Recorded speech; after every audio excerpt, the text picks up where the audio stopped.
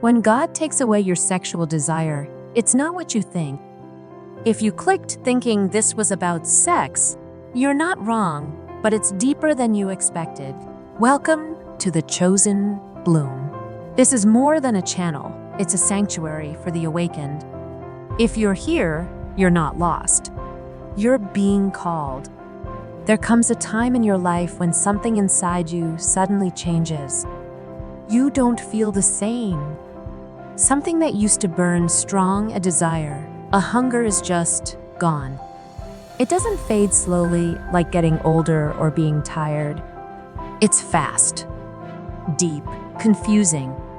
One day, it's there. The next, it disappears. And your mind starts racing. Is it stress? Hormones? Am I depressed? What's wrong with me? You look for a reason, something that makes sense. Because the truth is too big to face. What if this silence has a meaning you can't understand yet? But somewhere deep inside, your spirit knows this isn't the end. This is the beginning of something holy. You're not falling apart, you're being transformed. If this is speaking to something you felt before, hit the like button, subscribe, and comment. 444 below. Your words aren't just helping the algorithm, they're marking the moment heaven began to shift your story. This sudden absence is not a malfunction of your humanity, but a divine interruption of your ordinary existence.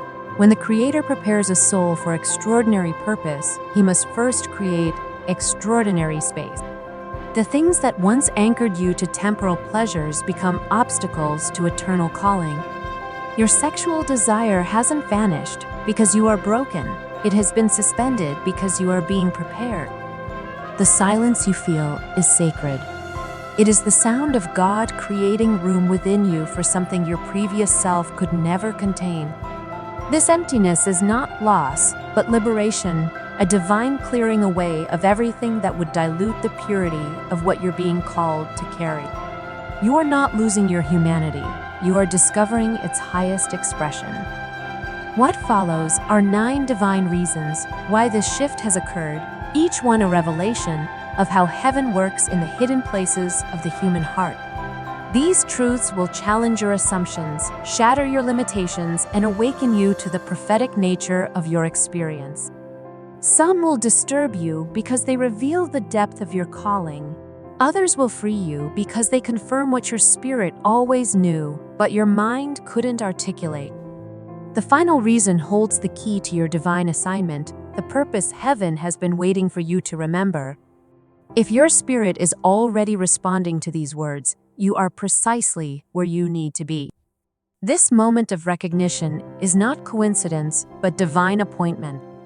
The first truth runs deeper than most dare to explore. When God selects a vessel for uncommon purpose, He must first strip away everything that would contaminate its sacred function. This stripping is not punishment, but preparation. The desires that once felt natural now feel foreign, because what you're being prepared to carry transcends the natural realm entirely. What you're experiencing isn't meant for mass consumption or immediate gratification. This transformation isn't happening for the crowds or even for this present moment. It's being orchestrated for kingdom impact that will ripple through eternity. God never anoints what remains entangled in the noise of flesh.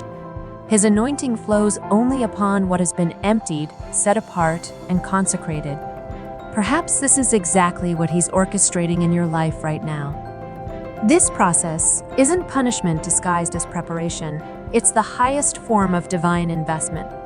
Sexual desire, in its pure form, is not evil. It becomes a counterfeit fire only when it draws from the wrong source, burns with the wrong fuel, and serves the wrong master. Those chosen for extraordinary purpose were never called to burn like the world burns with consuming, destructive passion. They were called to burn like the altar burns with holy, purifying fire that transforms everything it touches. This isn't about suppression of your humanity, but transformation of it. God isn't asking you to kill a part of yourself, but to surrender it so He can purify it, redeem it, and eventually reignite it for divine purpose. The silence you feel is not death, but metamorphosis, the sacred pause between what was and what will be. Consider this sobering reality. There are people walking among us right now filled with charisma, influence, and passion. Yet they will never step into their true destiny. Their vessels remain dripping with residue from unfiltered desires, making them unsuitable for the holy oil of divine calling. But you have been emptied for a reason. You have been quieted inside so that heaven can finally speak without competition. Thank you for still being here. That's not by accident. Drop chosen below if you know this word was meant for you. You didn't lose your passion. It's being rewired, redirected, and reprogrammed to carry something infinitely heavier and more significant. God doesn't place holy oil on unprepared altars, and you are not just being cleansed, you are being commissioned. Be holy, for I am holy isn't merely a command. It's a prophetic clue revealing the nature of your calling and the reason for your current emptiness. Understanding holiness transforms everything. Holiness is not about restriction, it's about activation. It's about being trusted with what others cannot even perceive, much less handle. The absence of desire in your body is heaven's announcement that your spirit is being prepared for something beyond the comprehension of those still bound by flesh. But here's the twist most never expect. Sometimes purification doesn't just make you clean, it makes you dangerous to the kingdom of darkness. What you interpreted as a shift in your body was actually a shield placed over your spirit. This protection runs deeper than physical abstinence because sex transcends the merely physical realm. It's not just chemistry or human instinct, sex is spiritual architecture. Every encounter builds something, a bridge, a bond, or a battlefield. Each connection either strengthens your spiritual foundation or creates cracks in your divine purpose. Here lies the mystery most people never discern. Desire is a doorway, and not every door leads to life. Behind some doors, there is love, covenant, and divine alignment. Behind others, there are spirits waiting to drain your anointing, distort your identity, and detour your destiny. When God removed your desire, He wasn't denying you pleasure, He was denying the enemy access to your future. Not every connection is harmless. Some smiles carry spiritual contracts. Some attractions are assassins in disguise, sent to derail what heaven has invested in you. One moment of giving in to the wrong connection can leave your soul tangled for years, fighting battles that were never yours to fight.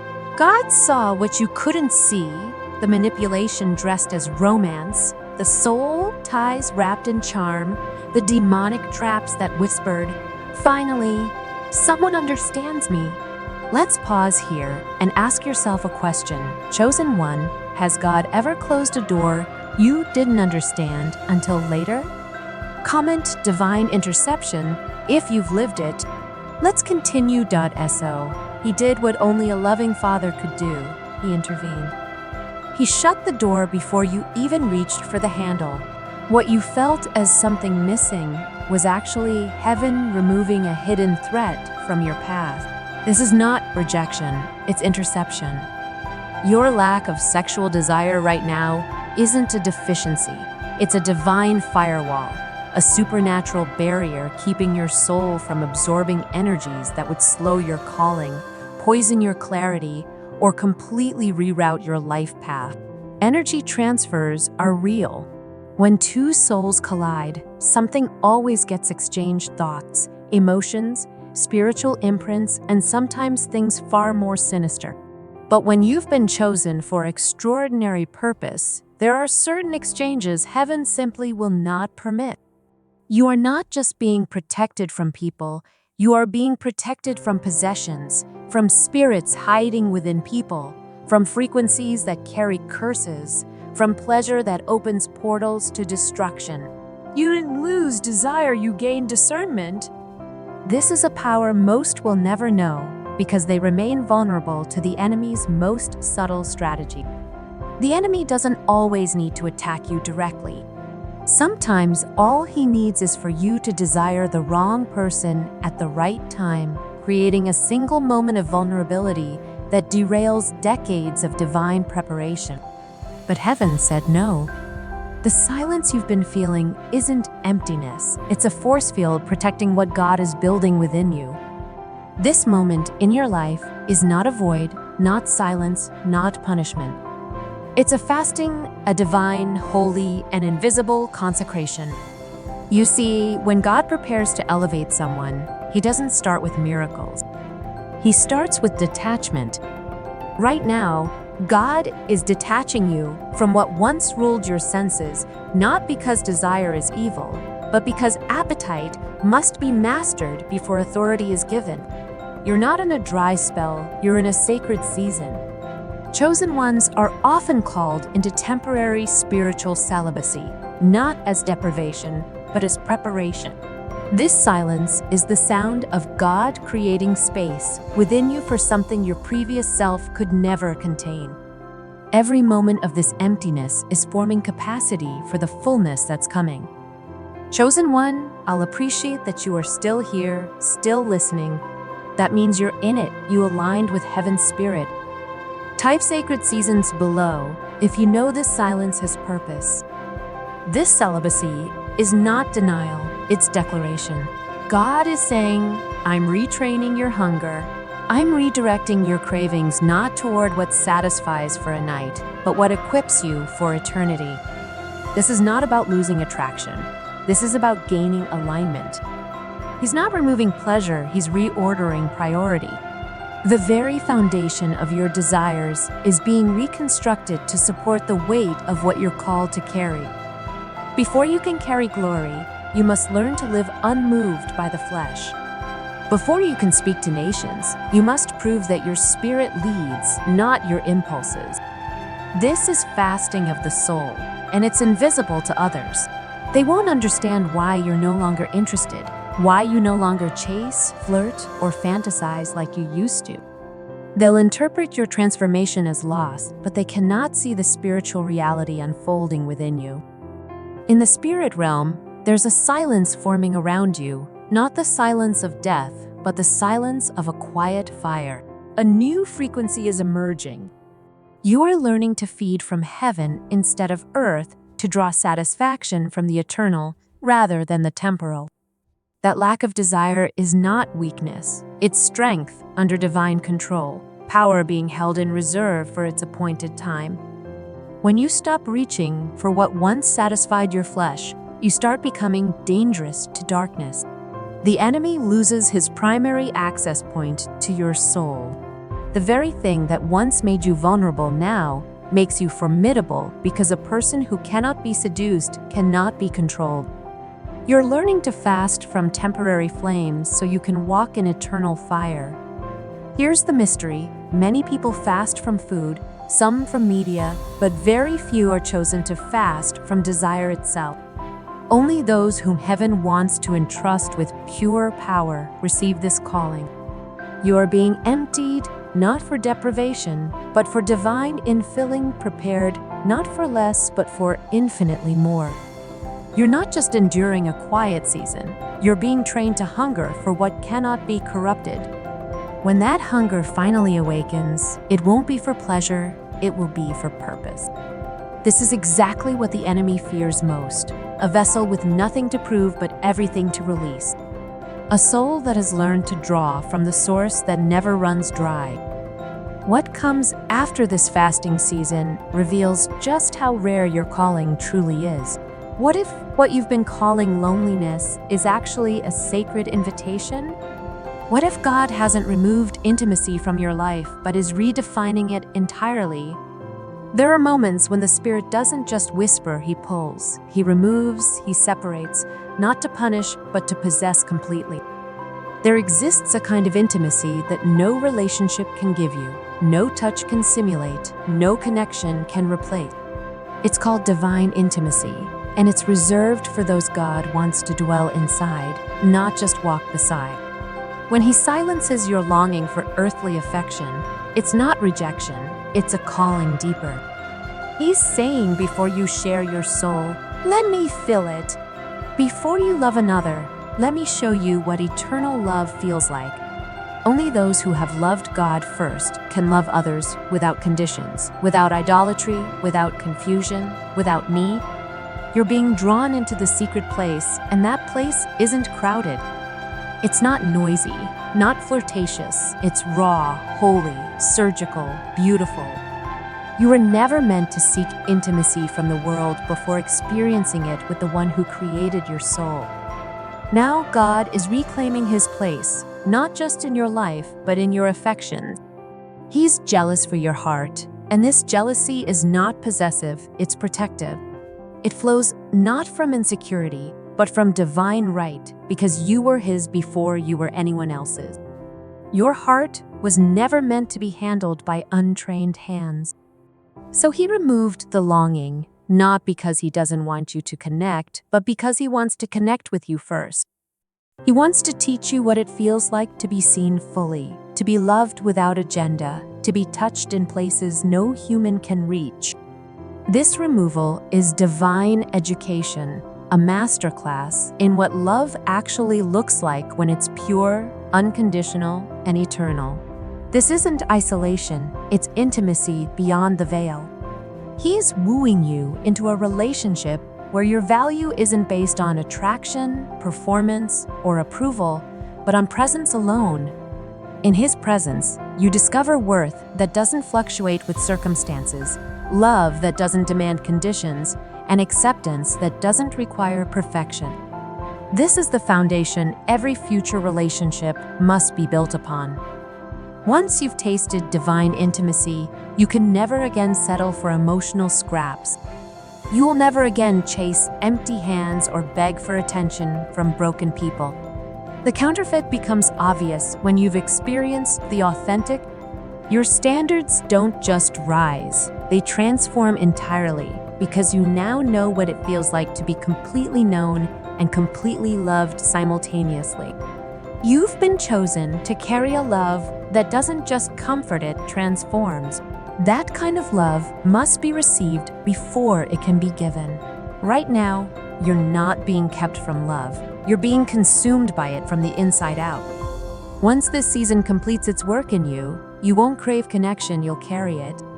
The difference between seeking and sourcing will become the foundation of every relationship you enter.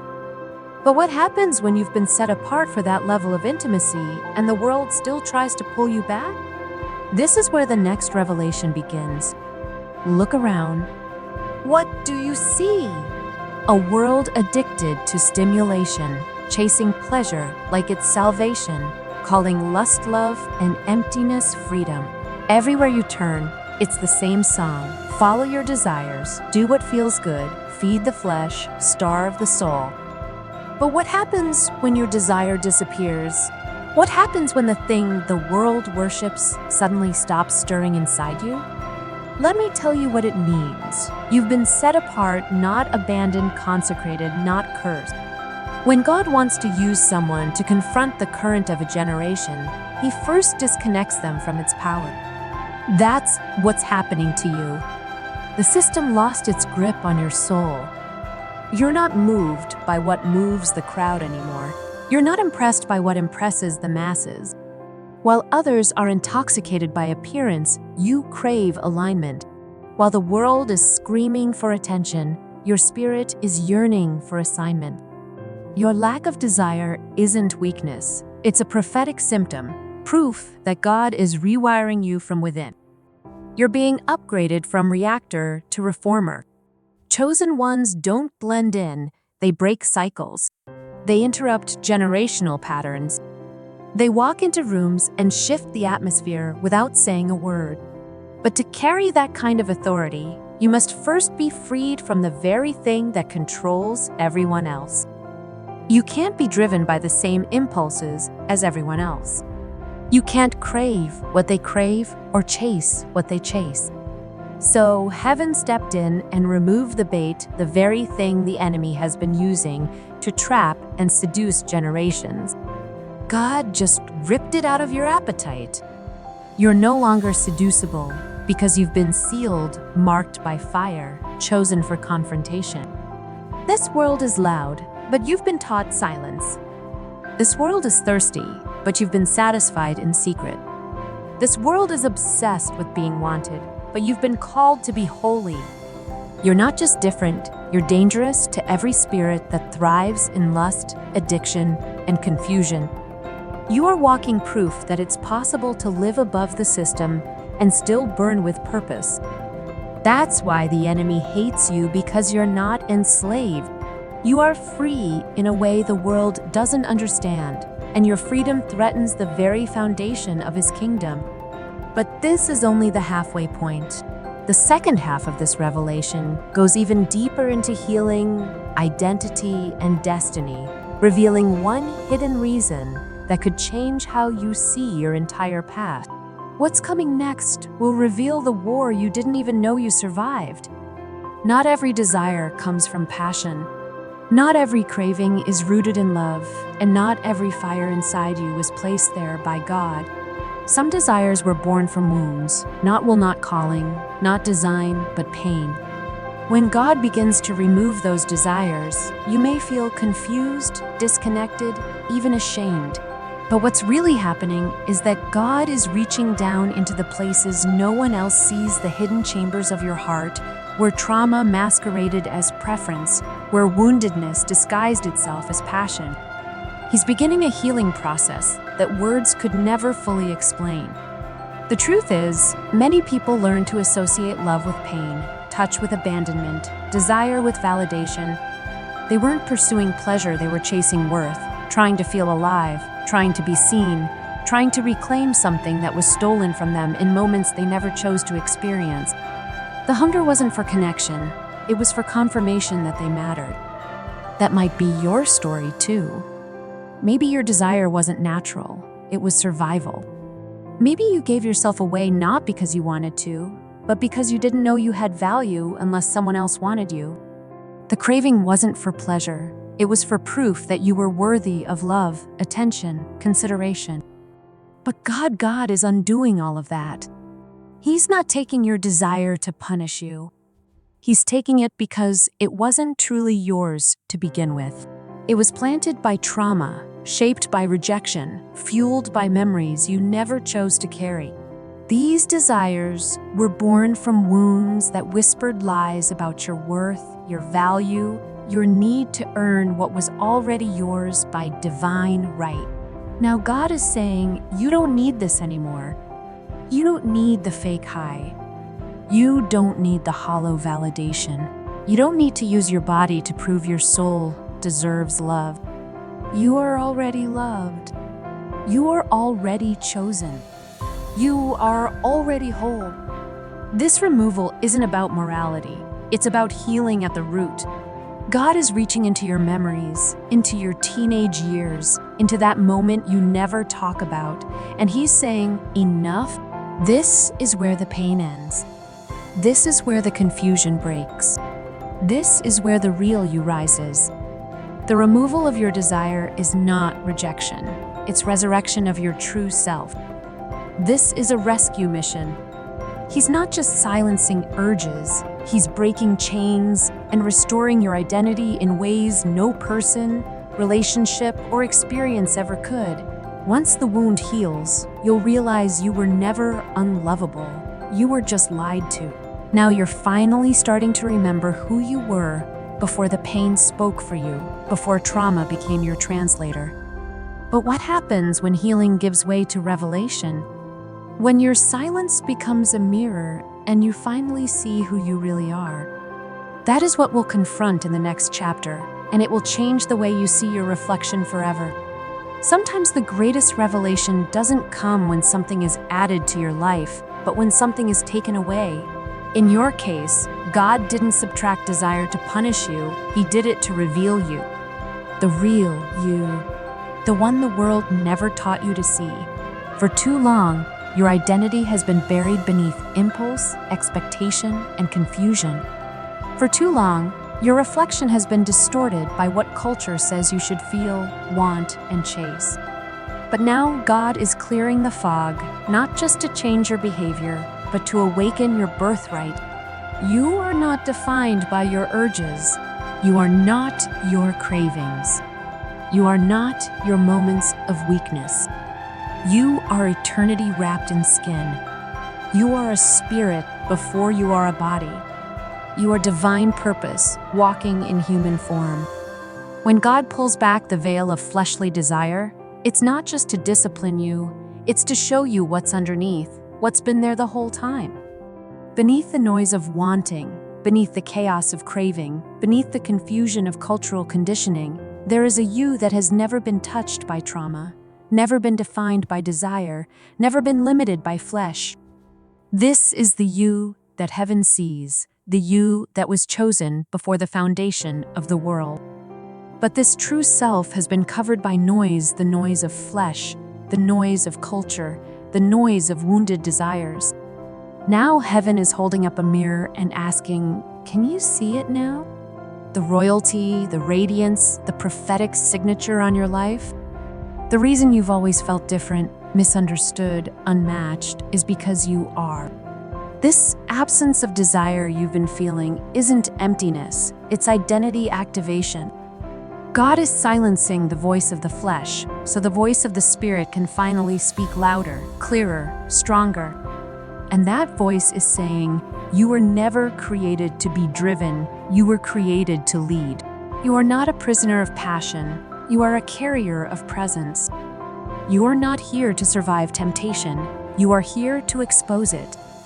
You are called to stand tall in a generation enslaved by identity confusion and declare by your very existence, I know who I am. Because once you know who you are, desire loses its grip. You stop begging to be chosen and start walking like the one who is already sealed. This isn't just clarity, it's spiritual rebirth. With every layer God peels away, another dimension of your destiny becomes visible. But here's where it gets even more powerful. Once you know who you are, heaven begins to reveal why you're here. And that revelation is coming next. It will explain why God didn't just protect your purity, He preserved your future. This world teaches you to chase connection, swipe, search, settle. It celebrates chemistry without covenant, passion without purpose. But heaven doesn't operate on desperation, it operates on destiny. When you were chosen, your path to love doesn't look like the world's. It's not rushed, not random, it's reverent. So what if I told you the disappearance of your desire wasn't a delay, but a divine alignment, positioning you for a connection that transcends everything you thought you wanted? It was preservation. Yes, chosen one, you are not just being protected, you are being preserved. When God handwrites a union, He guards both vessels until they're ready to carry the weight of divine purpose together. That means no counterfeits, no distractions disguised as affection, no early ignitions that burn out before the mission begins. You may feel like you're waiting too long, but in reality, God is preparing something too sacred to arrive on human timing. Part of that preparation is you right now. Your desire has been paused not because something's wrong, but because something holy is being set aside just for you.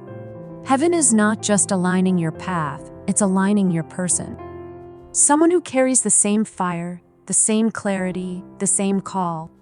Someone who won't just excite your body, but edify your spirit. Someone whose presence will awaken purpose, not just passion. Until that day comes, God is preserving your fire, protecting it from being wasted on connections that would diminish rather than multiply your calling.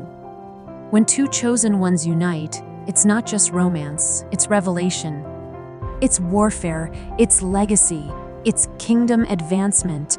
Anything that touches your life before that moment must be filtered through God's divine yes. So your purity right now is not a cage. It's a container holding the oil, the wisdom, the restraint, the discernment you'll need when that God-aligned person enters your atmosphere. Something ancient inside you will finally remember them. When that fire is reignited, it won't burn recklessly. it will burn with purpose. Because you weren't created for temporary passion, but for eternal partnership that advances heaven's agenda on earth. Your very existence was woven into the fabric of eternity, not for fleeting encounters, but for a partnership that transcends time itself. In this moment, what feels like withholding is actually the gentle pressure of divine hands, molding and refining with the precision of a master craftsman who knows exactly when the clay is ready. This isn't deprivation, it's preparation. The love that seems absent is the very force shaping you, working beneath the surface where human eyes cannot see. Each day of waiting builds upon the last, creating a foundation strong enough to support what's coming. This preservation of your heart serves a purpose that reaches far beyond personal fulfillment. Your silence hasn't been empty. It's been accumulating spiritual weight, gathering momentum for an assignment that requires a particular kind of vessel. The very qualities that make you feel isolated are the same ones that qualify you for a calling reserved for the few who can bear its weight. This understanding doesn't diminish your humanity. It reveals the sacred thread woven through your seemingly ordinary existence. The path you're walking was never designed for mass understanding or approval. The depth of your thoughts, the weight of your silence, the intensity of your desires, or their sudden absence, these aren't random experiences, but divine markers of distinction. Where others see emptiness, heaven sees preparation. Where others see dysfunction, God sees the careful cultivation of a prophetic nature that cannot be rushed or replicated. This difference isn't a burden to bear, but a mantle to embrace, each layer of solitude adding to your spiritual authority. True prophets have always carried this sacred tension within their souls, the pull between human longing and divine purpose. Their seasons of solitude aren't punishments, but prerequisites, not accidents, but appointments, orchestrated by a God who understands that some callings require the silencing of natural appetite. The absence of sexual desire in your life isn't a malfunction of your humanity, but a supernatural redirection of your spiritual energy. Heaven is calling your attention upward, away from earthly fulfillment toward eternal significance, preparing you to hear frequencies that others cannot detect, to see realities that others cannot perceive, and to carry truths that others cannot endure. This divine stripping away is not punishment, but purification. God removes what would cloud your clarity because He refuses to let you be distracted by longing, entangled in emotional chaos, or bound by invisible soul contracts that would compromise your calling. He demands your spirit remain sharp, your atmosphere clean, your vessel ready for what's coming. While the world interprets lack of desire as weakness, God calls it warrior discipline, the mark of a soul trained for battle in realms others cannot even perceive. You are not being starved, you are being strategically positioned. Every moment of silence has been preparation for divine downloads, for instructions that come in the middle of the night when the world sleeps and heaven speaks. These are encounters so profound that only those who have walked through the silence could believe them, experiences reserved for vessels that have endured the purging process. You've been called into a prophetic lifestyle, and with that comes supernatural sensitivity, heightened discernment, and a different kind of fire altogether. This is a flame that burns not for pleasure, but for purpose, not seeking validation, but pursuing vision. The absence of desire is not the absence of destiny. It's proof that your destiny is too weighty to be diluted by lesser things. God has unplugged you from the noise of this world so He can tune you to His frequency, and that tuning requires complete silence. It demands stillness. It requires trust in a process that looks like emptiness, but is actually fullness beyond measure. You are not being overlooked. You are being overloaded with glory. You're being prepared to carry words that shift nations, to walk into places and expose darkness without even speaking, to live a life that looks strange on the outside, but makes angels rejoice behind the veil. You are not less spiritual because you don't desire what others do. You are more set apart than most are willing to be. The silence you've been walking in isn't empty space. It's sacred ground where something profound is being birthed. And from that stillness, something is about to emerge. But before we close this journey, there's one more moment that must happen, because everything you've heard until now has been leading to a final prophetic unlocking that will change everything. Get ready. This conclusion isn't merely an ending, it's the genesis of the life you were actually born to live. Chosen one, can you feel it now?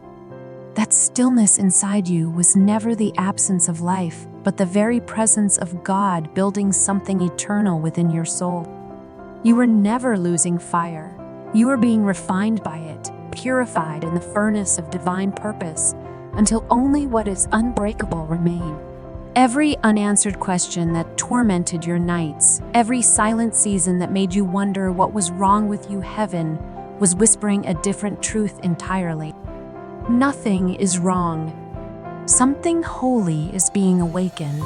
You were not rejected by life, you were recruited by eternity. This was never about biology failing you. This was strategy from the throne, a supernatural recalibration of your very essence, a deliberate dismantling of the temporary to make room for what will outlast time itself. God didn't remove your desire to punish you. He removed it to position you for greatness. He cut the cords that would have kept you tethered to what's fleeting, and instead began sculpting you for what is unshakable. You were never meant to crave like the crowd, because you were meant to carry what they can't even comprehend. Your difference isn't a defect, it's a divine design, carefully crafted for maximum impact in the realms that matter most. You're not just different, you are dangerous to every darkness you were born to dismantle. So receive this as a prophetic charge to your soul. You are sacred space. You are divine territory, consecrated ground, where heaven meets earth and miracles are born from the silence. You are a spiritual warrior in training, forged in the furnace of divine solitude. You are the answer to prayers your ancestors cried in silence, the breakthrough they could only dream of but never lived to see. You are the one hell couldn't seduce because heaven had already sealed you with an unbreakable covenant. And now you rise not as a slave to desire, but as a vessel of destiny carved from eternity itself. The world won't understand what lives inside you, and they're not supposed to. What heaven has authored in your spirit was written in realms they've never seen, with ink that flows from the throne of God. Your path was never meant for public validation because your assignment transcends earthly comprehension. If your spirit feels this truth resonating, if something deep within you just broke free from years of questioning, then speak this declaration: I've been chosen for something higher. Let that declaration echo through every space you occupy. Let it awaken others who've been silently wondering if something was wrong with them. No, something was right, so profoundly right that heaven had to protect it at all costs. Your silence wasn't emptiness. It was preparation for explosion. The stillness wasn't absence. It was the gathering of supernatural momentum that's about to be unleashed upon the earth. And now the world better prepare, because a chosen one who knows who they are is uncontainable. Go walk in the fullness of your calling. Shake dimensions. Disrupt darkness. Your time has begun, and eternity is watching. Chosen one, listen closely. This will not be taught in any church. There are moments in your life you couldn't explain. Not because they were too big, but because they didn't fit the old language you once used to define yourself.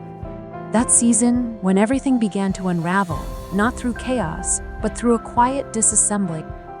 Not because you did something wrong, but because something sacred was being set in motion deep within you. You see, inside you lies a code ancient, divine, waiting. Not everyone carries it, and not everyone survives it. It's not a gene of blood, but of calling. What you inherited wasn't just biology. You carry a prophetic strand passed down through spirit, hidden until the moment heaven whispers, now. And when that moment arrives, God doesn't shout, He silences. In that silence, your spiritual DNA begins to stir. It feels like confusion, like restlessness, like being emptied. But beneath it all, something is being rewritten not in your mind, but in your cells. The rewiring doesn't start with behavior. It starts with frequency. Heaven begins tuning your body to a wavelength the world doesn't recognize. You become sensitive, detached. Old habits lose their grip. Familiar voices lose their meaning. You're not just changing. You're being transformed from one operating system to another, from the earthly to the eternal. That's why your old responses no longer work. Why comfort feels foreign. Why nothing tastes the same. Because your soul is being reformatted to hold divine intelligence. And it hurts, doesn't it? This holy dismantling, this invisible surgery. But hear this clearly. What feels like loss is preparation. What feels like death is activation. And what feels like isolation is God setting you apart to hear what no one else is allowed to carry. This is the beginning of your becoming. Not louder, not busier, but deeper. And from here, everything changes. You may have thought the hardest part was over, but what happens next is even more sacred and far less understood.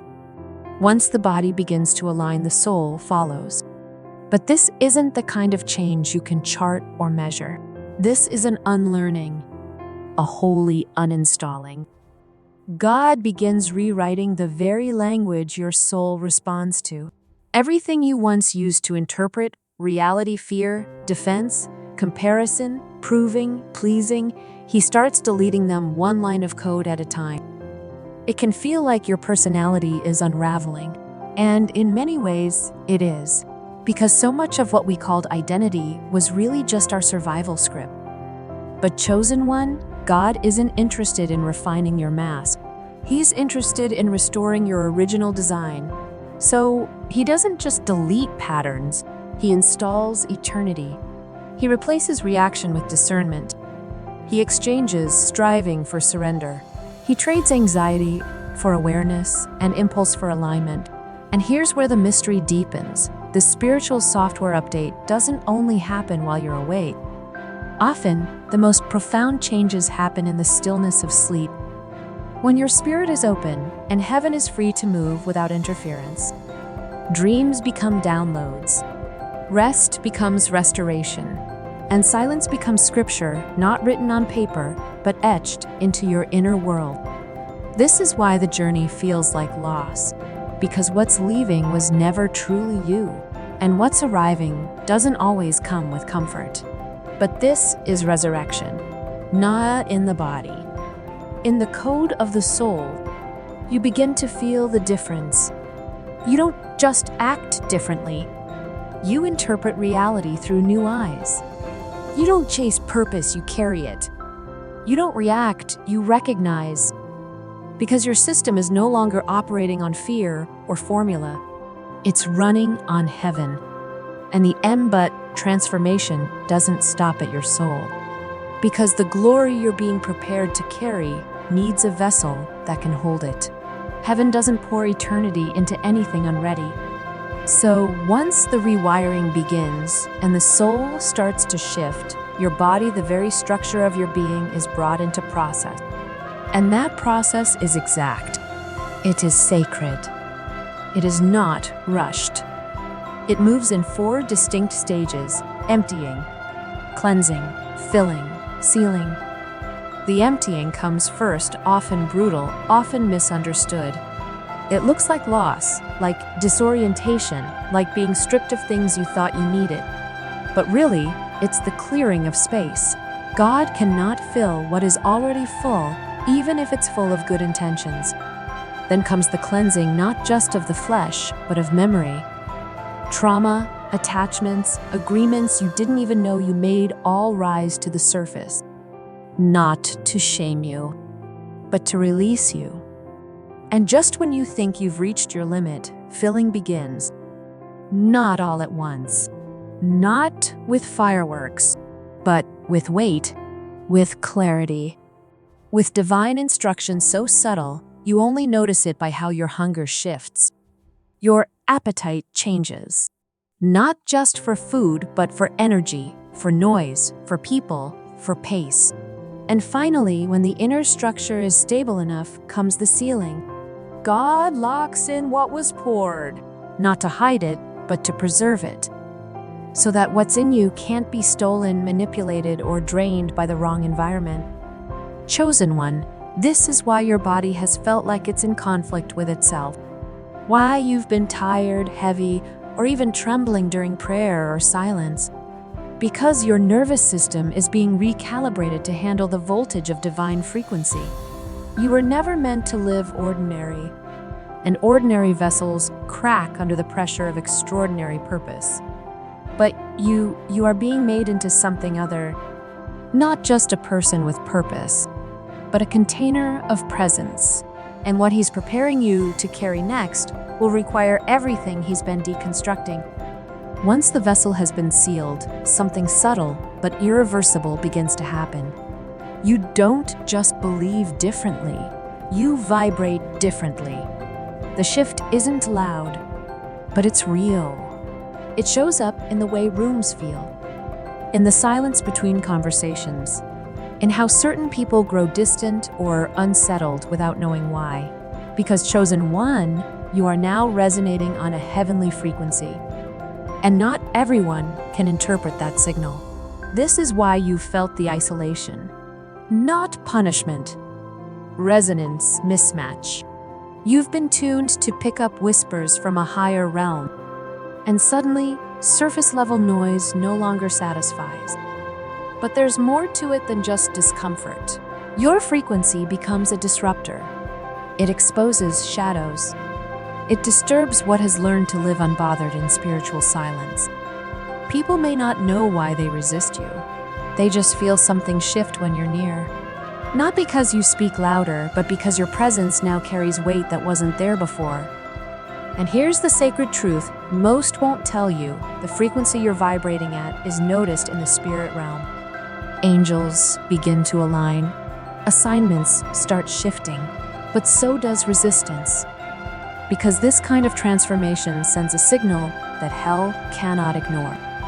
There's an electromagnetic field around those who have been divinely activated. And when you walk into places not built to hold that glory, something breaks, or something bends.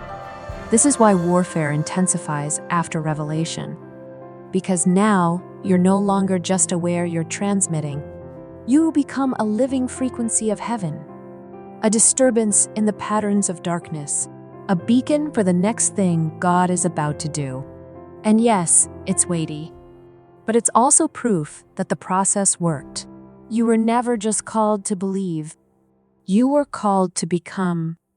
And now that becoming is no longer invisible. It vibrates. It walks. It enters rooms. And it changes everything. When your frequency shifts, you don't just start attracting new revelations.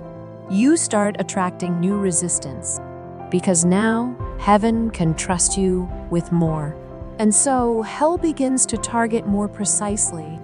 And no area is more strategically attacked than this one: your creative, sexual energy.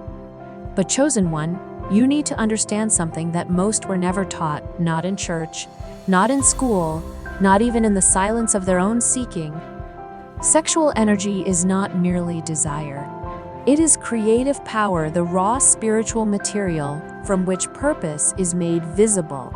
Before it is physical, it is prophetic. Before it is expression, it is essence. That pull you feel, that electricity running through your body at certain moments, it's not just biological. It's spiritual. It's fuel. It's the same energy that prophets used when they spoke with fire. The same power mystics channeled when they fasted and prayed with unnatural intensity. The same flame artists have danced with, in silence, for centuries. Not for pleasure, but for purpose. This is why heaven guards it so seriously. And this is why hell targets it so specifically.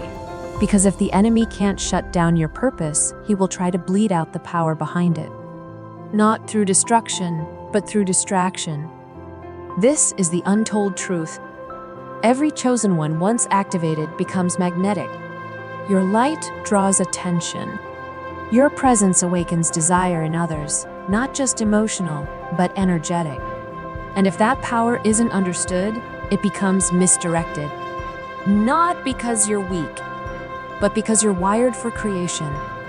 And so the enemy tempts not with sin, but with shortcuts, with imitation intimacy, with counterfeit fire, because every ounce of that sacred energy you pour into lust, confusion, or hidden compromise was meant to build altars, not just chemistry. Chosen one, this is not about shame. This is about awareness. You're not being seduced. You're being targeted. Because what you carry can create life in more than one realm. Comment fire if this is awakening something in you. It's not just a word, it's a declaration to heaven that you're aware now. Once you begin carrying that kind of power, the kind that doesn't just awaken you, but awakens others around you, you also begin to draw attention from realms you cannot see. Because if heaven has marked you, hell has mapped you.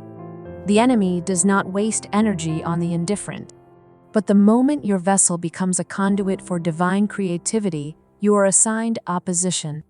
Not always through chaos, often through chemistry. Chosen one, this is the part no one warns you about. The battle doesn't come through war, it comes through wanting. You begin to notice patterns, old soul ties resurfacing in dreams, unexplained emotional pulls to people you thought you'd outgrown, sudden desires that seem louder than your logic. These are not random. They are assignments. Because sexual energy is a gateway, and whoever controls the gate controls the flow. This is why the enemy sends counterfeits right before your breakthrough. Not to make you fall, but to make you tie your power to the wrong covenant. Because every sexual exchange carries contractual weight in the spirit. It's not just about bodies. It's about access. Soul ties are not poetic metaphors. They are spiritual agreements. And when made outside divine timing, they become leaks, giving darkness legal access to drain your creative force, your clarity, your voice. Some of what you called confusion wasn't confusion at all. It was contamination. Because when your sexual energy is scattered, your spiritual focus becomes blurred. And a blurred prophet is a disarmed one. This is why some of the deepest warfare comes through the most intimate places. It's not about guilt. It's about guarding the gate. The moment you began rising, hell didn't just attack your mind, it began to court your energy. Not with obvious darkness, but with distractions that looked like healing, felt like connection, sounded like destiny, but were designed to detour. Because the greatest threat to the enemy is not just a chosen one who's awakened, but one who is whole, undivided, and sexually consecrated. Once you see the warfare, you no longer run from the power. You begin to redeem it. Because chosen one, what once felt like your greatest vulnerability, is actually one of your most potent weapons. Sexual energy, when consecrated, becomes explosive spiritual force. It is the fuel of fasting, the fire behind fervent prayer, the charge inside prophetic clarity. This is why celibacy isn't about shame or deprivation. It's about concentration. It's the gathering of your essence, the storing of divine voltage, so that when heaven speaks, your spirit is fully powered to move without delay. The world says, use it or lose it. Heaven says, consecrate it and multiply it. And when you do, something powerful happens. Your body becomes a spiritual battery. You begin to walk in rooms and carry presence. You speak and atmospheres shift. You pray and patterns break. You worship and chains you didn't even know were there begin to snap. This is the weaponry hell fears, most not louder voices, but clean ones.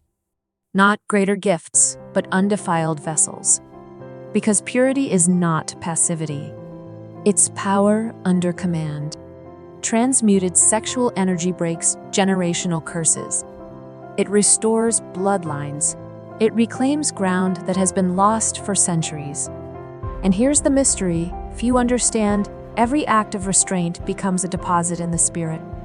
A kind of stored lightning ready to be released at the appointed moment. That's why your warfare has intensified. Because you're not just avoiding sin, you're becoming dangerous. Your silence is charging you. Your stillness is arming you. Your consecration is writing spiritual laws hell cannot bypass. If you've been walking through this quiet power shift, type sealed in the comments. You're not just typing a word, you're stamping a covenant. Heaven sees it. Hell fears it. And your destiny begins to respond. This is not weakness. This is preparation.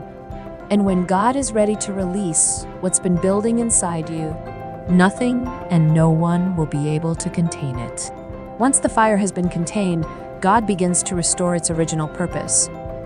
Because, chosen one, sexuality was never meant to be your battlefield. It was meant to be your altar. Not a place of shame, but of Shekinah, the very presence of God dwelling in union. The world taught us to either indulge it or fear it. But heaven intends to redeem it. Sacred sexuality is not the absence of desire. It's the alignment of desire with divine intention. It is the moment when connection is no longer about craving, but about commission. When union no longer drains you, but multiplies your mantle. This is why the future God has for you in love, in covenant, in divine pairing, will not weaken your calling. It will amplify it. Because when two consecrated vessels are joined by heaven, their frequencies merge and their assignments are no longer parallel. They become prophetic force. This is not romance. This is revelation. This is why the counterfeit had to be removed. Why delays in love weren't rejection, but protection. Because your next union cannot be built on chemistry alone. It must be forged in calling, rooted in fire, sealed in glory. And before God gives you that level of intimacy, He teaches you how to carry that energy alone, so you never become dependent on a person for what can only come from His Spirit. That is restoration. Not a return to innocence, but a return to intention, where your body becomes agreement, where desire becomes direction, where love becomes legacy. This is what hell has tried to erase from the earth. That sacred sexuality was never separate from spiritual authority. By now, chosen one, you've likely begun to see it that your battle with desire was never just personal. It was strategic, because in the unseen realm, sexual purity isn't just a virtue. It's a force field. It marks you. It guards you. It makes you difficult to access from the demonic realm. That's why the warfare intensifies around it. Not because you're weak, but because your purity is interfering with principalities. You're not just fighting thoughts. You're resisting ancient systems that have enslaved generations through compromise. You're breaking off soul contracts signed long before you were born. You're saying no to patterns that entire bloodlines bowed to. This is war, but not the kind fought with hands. The kind fought with restraint, clarity, and spiritual awareness. Hell doesn't fear talent. It fears purity under authority. Because the one who has control over their appetite has control over their atmosphere. And this is why certain demons were assigned to derail you, not generically. By name, there were spirits assigned to seduce, to distract, to fragment your energy, not because of what you've done, but because of what you're about to birth. Heaven allowed the pause. Heaven allowed the waiting. Not to punish your desire, but to protect your destiny from spiritual assassination. Because what you are carrying isn't just a calling, it's a blueprint. And that blueprint cannot be exposed to unauthorized touch. So when God silenced the connections, when He severed what felt good, when He asked you to hold when everything in you screamed for release, He was not withholding love. He was preserving legacy. You are not being punished for your purity. You are being positioned by it. Because when this war passes, and it will, what's on the other side will not just restore you, it will reveal you. As one who didn't just survive temptation but turned it into territory. It doesn't happen all at once, and it rarely begins with light. Often, it starts with loss. The loss of appetite for what once thrilled you. The loss of interest in what used to entertain. The loss of connection to the rhythms of the world. Because chosen one, before your eyes can be opened, your cravings must be closed. Heaven doesn't reveal dimension to those still addicted to distraction. And so it begins a quiet pulling away, a stripping of earthly appetites. You stop craving noise. You start craving silence. You stop running to answers. You begin sitting with questions. And in that stillness, the veil thins. Not with visions of fire or angels at first, but with subtle knowing. You begin to feel what others cannot name. You start to see with senses you didn't know existed. You recognize when something shifts in a room. You notice when a conversation carries more weight than words. You begin to see layers beneath people, behind moments, around atmospheres. This is not imagination. This is sight. Because the opening of your spiritual eyes is not about seeing angels on command.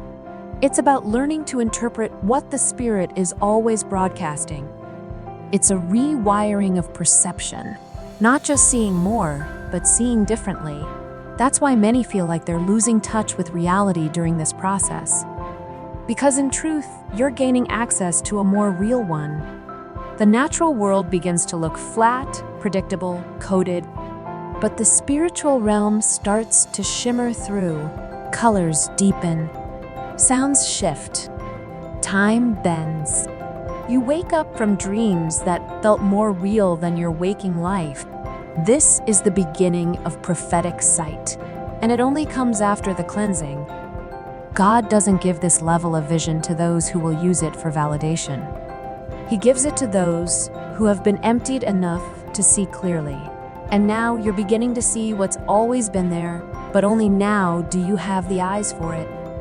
Once your vision begins to shift, you start to realize you were never alone. Not as a child, not in the darkest moment, not even in your silence. You begin to perceive something that was always there, hovering just beyond the limits of natural sight, angelic presence. At first, it comes as a feeling, a pressure in the room that doesn't belong to fear, a weight in the air that calms rather than crushes. You pause mid-prayer because something is listening. You wake from sleep not because of noise, but because of atmosphere. It's not your imagination. It's your spirit recognizing movement from another realm. As your spiritual sight matures, what once felt abstract becomes defined. You begin to sense different types of angelic beings, some standing guard, others delivering messages, some just watching, waiting for divine instruction. They move with purpose, they carry order, and they are more aware of you than you are of them. You begin to discern when an angel is present to protect, when another has been assigned to walk with you through grief, and when one is there only to observe. You realize that not all encounters are for spectacle, most are for guidance, quiet, steady, and holy. You also begin to notice how heaven speaks, not through volume, but through vibration, sometimes in numbers, sometimes in dreams, sometimes through a knowing that pierces your logic but sits gently in your spirit. Angelic communication isn't always grand, it's coded in alignment, and you're learning to read it. This is the gift that comes after consecration. Not everyone can carry this sensitivity. That's why the isolation had to happen. That's why the purging was necessary. Because angels don't answer to emotion. They respond to frequency. And now that you've been tuned, heaven has begun to respond. You may not see wings, but you will see patterns. You will sense presence. And in time, you will understand that the entire journey from silence to breaking to awakening was heaven's way of preparing you to partner with the unseen. This is not superstition. It's not fantasy. This is the real kingdom. And it has always been active, waiting for your eyes to catch up with your spirit. The same eyes that are being trained to see light must also be trained to recognize shadow. Because spiritual sight isn't selective, it's complete. And once you begin to walk in discernment, you won't only see what's from heaven. You'll start to notice what's been hiding in plain sight. It starts with discomfort. A place you once loved suddenly feels heavy. A conversation leaves you more drained than heard. An opportunity looks perfect on paper, but unsettles your spirit. This is the gift and burden of sight. You begin to realize that the world is not neutral ground. Everything is charged. Everything is carrying something, and not all of it is aligned with God. You begin to recognize the assignments behind the people, the spirit beneath the performance, the distortion behind the invitation, and more importantly, you start to discern how the enemy operates not through obvious evil, but through almost right, through relationships that feel close but never truly see you, through decisions that promise growth but silently dilute your anointing. You notice how environments shift your focus, how music, media, or even memories become open doors for spiritual interference. You realize that what you let into your life doesn't just sit on your calendar, it settles into your atmosphere. And some atmospheres are breeding grounds for bondage. Then comes the deeper exposure. You begin to see how certain people are unknowingly carrying spiritual contamination, not because they are evil, but because they are unguarded. You learn that proximity isn't always alignment, and love doesn't always mean access. You also start to recognize territorial spirits patterns that linger in certain cities, families, or communities. Oppression that cycles through generations. Fear that clings to streets. Seduction that hovers over industries. You see it not with suspicion, but with clarity, and with clarity comes responsibility. Because when you see, you can no longer pretend not to. The moment you discern the trap, you're accountable to step around it. The moment you perceive the assignment, you're called to interrupt it. That's why the gift of sight is given only to the prepared, because to see is to war. This isn't about becoming paranoid. It's about becoming aware, because the darkness doesn't need your permission, it just needs your passivity. And now that you've been awakened, silence is no longer safety. It's surrender. You were never meant to walk blind. You were meant to walk covered, clear, and consecrated. And now, you're beginning to understand why. Spiritual sight was never meant to stop at awareness. It opens so that you may receive. And once your vision is clear, once your soul has been emptied, and your spirit is tuned, heaven begins to speak in ways that go beyond language. What comes next is not something you learn, but something you're entrusted with, prophetic downloads. These are not just thoughts. They are living impressions, bursts of divine intelligence, carried through images, sensations, patterns, or entire scenes that enter your spirit like whispers too heavy for words. They can come in the middle of sleep, during prayer, in the quiet between moments, or sometimes without warning. And when they arrive, they don't ask for your permission. They ask for your stewardship. Because to carry revelation is to carry responsibility. Each download comes with weight, and that weight is sacred. Sometimes it's an instruction, sometimes a warning. Other times, it's simply a glimpse, a flash of God's perspective beyond time. You begin to experience different types of visions. Some come as dreams so vivid you wake up breathless. Others are open visions where the spiritual realm briefly overlays the natural. There are trance moments where you feel lifted, held, taken elsewhere, yet rooted in God's peace. These are not strange. They are scriptural, and they are happening now because you've been made ready. But here is what few understand: receiving is only the beginning. Interpretation is the true gift. A vision without wisdom can mislead. A revelation without humility can destroy. That's why every prophetic encounter requires stillness, prayer, and sometimes waiting. Because heaven isn't trying to impress you, it's trying to entrust you. You start to notice that the clearest downloads come when your heart is quiet, your motives are clean, and your attention is undivided. The more space you make inside, the more clearly the voice of God resounds. Not always as a sentence, often as a knowing, a certainty that doesn't explain itself but never leads you astray. These visions will often challenge your logic. They will stretch your courage. They may even isolate you, because what you carry is not common. But chosen one, it's not meant to be. Because these downloads are blueprints not just for you, but for others. They are answers wrapped in mystery, waiting for the appointed time. And when that time comes, what you saw in secret will become what others walk upon publicly. That's why heaven trusted you with it, because you were willing to carry the weight in silence until it was time to speak. There are moments in your spiritual life that defy explanation. You close your eyes in stillness, and when you open them again, the atmosphere has changed. You find yourself in places you've never been, seeing scenes, not from memory, but from eternity.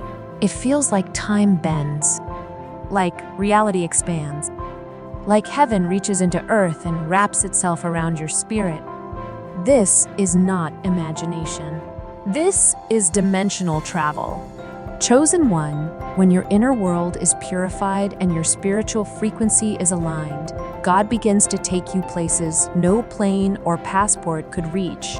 These are not out-of-body escapes, but spirit-led encounters where prayer becomes movement and silence becomes a door. Sometimes you're taken upward into light, into landscapes that feel alive, breathing with glory. Other times, it's deeper inward into the layers of God's heart, into rooms of revelation and chambers of instruction. These encounters are not random. They're invitations. Not to escape reality, but to receive something sacred that must be carried back. Because every spiritual experience comes with an earthly assignment. You're not just being shown heaven, you're being prepared to release it. That's why these journeys always leave a mark. You return with peace you didn't have before, or fire, or tears, or instructions. And most of the time, no one around you even knows where you've just been. That's the tension of the traveler, to walk among men with feet firmly planted while carrying visions that stretch beyond language. You begin to learn how to hold what you've seen without needing to explain it, how to let revelation transform you before it ever becomes a message for others. And yet, these journeys are not without cost. The more you travel, the more set apart you feel, not better, just distant. Earthly conversations feel shallow. Human rhythms feel foreign. You become homesick for places you've never seen with your physical eyes, yet feel more familiar than anything on earth. But this is part of the calling, to move between dimensions without losing your grounding, to carry the weight of divine encounter without drifting from the assignment in front of you, to be both messenger and anchor. God doesn't give dimensional access for entertainment. He gives it for stewardship. Because what you experience in those unseen realms isn't just for you. It's meant to shape how you live, and listen here. So when you find yourself being drawn again, when the world around you fades and your spirit begins to rise, don't resist. And don't cling too tightly either. Move with heaven, but return with purpose. That's how dimensional travelers live, not in escape, but in alignment.